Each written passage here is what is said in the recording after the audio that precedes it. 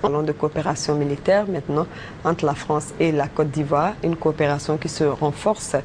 Après une première phase de don, la France a encore équipé la police et la gendarmerie nationale en véhicules, en matériel informatique et tenue. La cérémonie de remise s'est déroulée ce mardi 21 février à l'École nationale de police. Mamadou Kouassi, Marolo Ngoran, reportage. La coopération militaire entre la France et la Côte d'Ivoire se renforce. Après une première vague de dons de véhicules en novembre dernier, la France procède à un autre don de 23 véhicules, dont 13 à la police et 10 à la gendarmerie, du matériel informatique et des effets vestimentaires et de protection.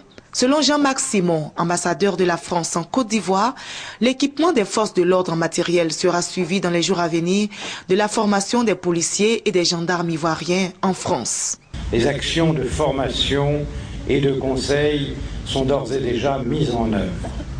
Les policiers et les gendarmes iront prochainement suivre des stages en France et dans les écoles nationales à vocation régionale, dans les domaines aussi variés que la police judiciaire, l'ordre public ou encore le travail d'état-major, pendant que des experts français se déplaceront pour dispenser des formations en matière de lutte contre le trafic de stupéfiants, la cybercriminalité ou encore le maintien de l'ordre.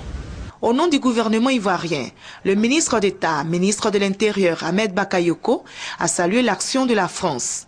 Pour lui, le bilan des premiers dons est positif car cela a considérablement réduit le taux de criminalité.